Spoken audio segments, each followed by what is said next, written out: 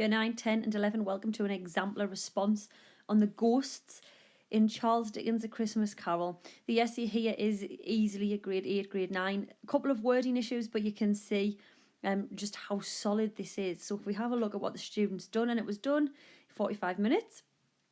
Time conditions. Charles Dickens uses the ghosts or the supernatural as an epitome of the extended world of Scrooge and his victims. Dickens wrote the political diatribe as a means of critiquing the capitalist attitudes towards society, in particular the devastating consequences for the proletariat due to the selfish, unforgiving nature of the bourgeoisie. Together, the two social classes create conflict, leading to social unrest, which is evidently presented through the ghosts in Dickens' allegorical novella. In the extract, Marley's ghost is primarily idolised by Scrooge as their financial attitudes connect on a mutual level. Speak comfort to me, Jacob. As a reader, we are firstly introduced to the more vulnerable side of Scrooge when he's imploring the ghost to help him. However, when the ghost replies with "I have none to give," Dickens makes it clear that we reap what we sow in life, and that in order to receive forgiveness and charity, we must look out for them in return, a direct contrast to the actions of the capitalists. Therefore, right from the beginning of the novella, Dickens has demonstrated through the ghost of Marley the errors of society by embracing the prioritisation over people. When the ghost of Christmas Past is introduced, his appearance mirrors that of Scrooge. Dickens describes the ghost as an ethereal spirit, like a child, yet not so like a child as like an old man. Literally, the transformation is an example of Scrooge's physical transformation, how he's aged and taking a look at his past. Metaphorically, however, the ephemeral figure is representative of Carl Jung's critical perspective that we all share collective unconscious and can only be deduced by human behaviour. Symbolically, therefore, the noun child connotates innocence and more obviously the lower classes, with the old man symbolic of the upper class. By examining each other's behaviours, the old men are offered the chance to redeem their sins, journey themselves to enlightenment, and ultimately achieve equality between the social classes.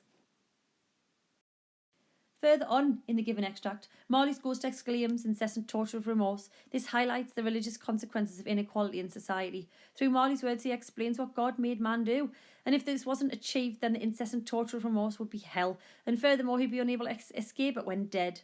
The uncomfortable imagery created through the abstract noun of torture signifies Marley's warning that Scrooge needs to stop living his life in an unchristian way, otherwise he'll pay the forfeits. Because of this, a Victorian audience would have been shocked at the thought of being punished by God, leading them to be more compassionate and fair to lower classes, as to them it was their only salvation.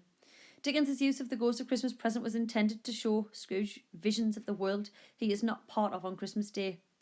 Immediately he's presented as a vibrant being with a very generous nature, sparkling eyes, cheery voice. The adjectives that Dickens chose are positive, and as a result juxtaposes the appearance to the indistinct spirit of Christmas Past. More prominently, however, the ghost of Christmas Present alarms Scrooge to two yellow meagre children who are concealed under his cloak. These children are ignorance and want, both abstract nouns, which are personified to hyperbole the negative downtrodden characteristics of the upper class, critiquing capitalism. They represent the abandonment of the poor in society, in particular children, creating more sympathy. Most Victorian children who were poor would grow to be thieves or prostitutes, and as a result end up corrupting society. Moreover, Dickens' message to the ghost of Christmas Present was that we need to educate and take care of our children, as if they aren't educated they will be unable to rid themselves of the cycle of poverty. Further on in the extract, Marley's ghost deteriorates and cries out, "Mankind was my business." Arguably his most powerful line. Firstly, the noun business is literally a person's regular trade or occupation, or alternatively a commercial activity. This demonstrates the monstrous priorities of upper class individuals, in particular businessmen, and confirms Scrooge's materialistic views. However, Marley's ghost was not intending business in that way. Instead, he states that mankind was my business and that he should have had greater concern for other people's welfare, proven by common welfare was my business.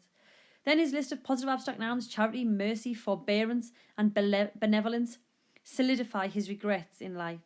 Marley's contrasting interpretation of his phrase prove as a warning for the upper classes, sending out an allegorical message. His relentless greed led him to an internal punishment, with the emotional burden of regret and guilt symbolised through the chains he wears. Finally, the ghost of Christmas Yet to Come is symbolic of the life Scrooge could live and metaphorically the outlook on life for society if they changed their ways. The final ghost acts as somewhat the antagonist of the novella, a foil to Scrooge changing his ways in life. The phantom is presented as silent, dark and ominous, but more strangely never speaks, just guides. Verbs like trembled, used by Dickens to portray Scrooge's actions, illustrate his inability to remain calm when faced with the worrying, perhaps injustifiable visions of what's yet to come. The phantom leads Scrooge to his lonely, neglected gravestone, anaphora of the ghost of Christmas past, which is a prediction of his doomed fate if his actions and attitudes remain the same. Ultimately, this ghost seals the moral lesson of the novella. More devastatingly, the phantom signs to Scrooge how the world will be a better place when he dies. Only emotion, one of pleasure. The abstract noun pleasure creating the inhumane idea that deaths bring joy, arguably a very subtle oxymoron. Naturally, 45 minutes, arguably unfinished. A couple of wording issues, but still understand of Dickens's life, the Victorian era, terminology pretty much on point. Explanation is very, very good, detailed. So you can see exactly how this student has hit one of the higher grades there.